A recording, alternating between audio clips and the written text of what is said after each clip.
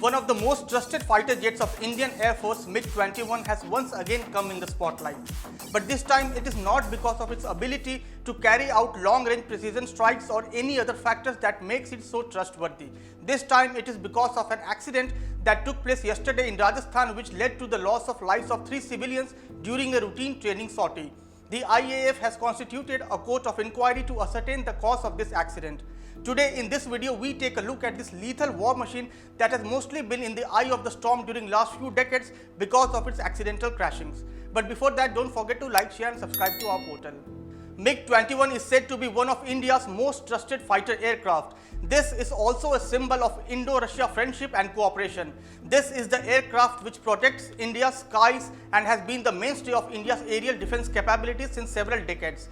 Yesterday's accident is the latest in the long list of tragedies that the aircraft has been involved in since its induction into the Air Force in the early 1960s. MiG stands for Mikoyan Gurevich Design Bureau of the erstwhile Soviet Union, and it is a supersonic fighter jet. The 1962 war with China and growing hostility from Pakistan had lent urgency to efforts to rapidly scale up India's indifferent military capability despite its cash-strapped economy.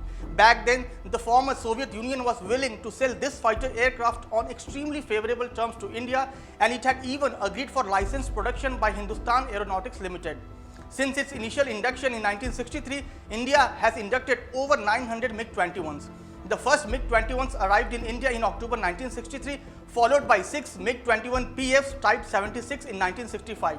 Then nearly 250 machines of the MiG-21 FL Type 77 variant, and later around 220 aircraft of the R-13 powered MiG-21M Type 96 were produced under license at the Hindustan Aeronautics Limited's Nasik facility. Starting 1980, nearly 300 MiG-21 Bison Type 75 variants were produced again.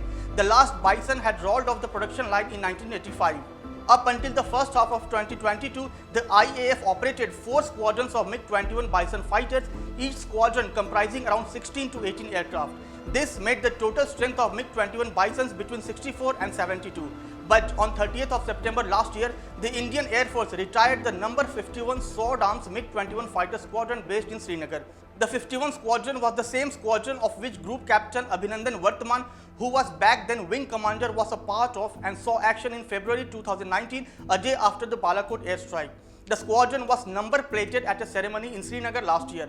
In number plating, a squadron is basically placed in reserve after phasing out of existing aircraft until it is re-operationalized with new aircraft in future. The primary role of the squadron was air defense of the Kashmir Valley, and being the only fighter squadron in the valley, the Sword Arms earned the title Guardians of the Valley. After their number plating, now the Indian Air Force is left with 3 MiG-21 Bison squadrons which are being planned to be phased out in the next 3 years. Although it has had quite a checkered career, the plane has been infamously christened Flying Coffin or the Widowmaker. This was because of the numerous crashes it has been involved in over the years. According to reports, 400 MiG-21s have crashed since 1971-72, killing over 200 pilots and another 50 people on the ground. In 2012, former Defence Minister A.K. Antony has said in Parliament that more than half of the 872 MiG aircraft purchased from Russia had crashed. This had led to fatality of more than 200 persons, including 171 pilots, 39 civilians and 8 other services people. But surprisingly, the Air Force continues to use the MiGs even though the Soviet Air Force that made this aircraft removed it from service in 1985. After 1985, even Bangladesh and Afghanistan had removed it from service. MiG-21 completed the retirement period in the mid-1990s. However, it is still in the skies, and according to experts, absence of more variants of fighter jets could probably be a main reason for that accident, since almost the entire weight is on MiG-21s. Also, the induction of multi-role fighters has been delayed and only 36 Rafales came instead of the projected requirement of 126. Moreover, the light combat aircraft program is also running behind schedule, and fighters such as Sukhoi 30 have serviceability issues. As of now, the Indian Air Force has 31 squadrons against the 42 mandated by the government to tackle a two-pronged attack. The number could go down to 28 squadrons by 2024-25 when all the MiG-21s will be eventually phased out. This will be followed by the phasing out of 6 squadrons of the aging Jaguar fighter fleet starting 2025 that will continue till 2032. By late next decade, 3 squadrons each of the upgraded Mirage 2000 and MiG-29 fleets are also scheduled to be phased out. After that, the Indian Air Force will induct different variants of Tejas LCA in the coming years to replace the aging aircraft. The Defence Ministry in 2021 had awarded Rs 48,000 crore contract to Hindustan Aeronautics Limited for 83 Tejas LCA jets for Indian Air Force. The first Tejas will be delivered to the Air Force in 3 years, with the rest being supplied by 2030. This probably will lend some sort of power to the aging fleet of the Air Force.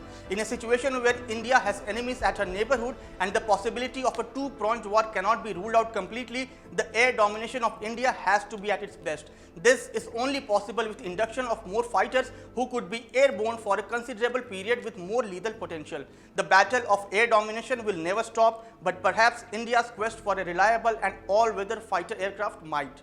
These were the most important information related to the MiG-21s, the cornerstone of India's aerial defense, but whose rate of accidents are way higher than perhaps any other fighter aircraft in India's inventory.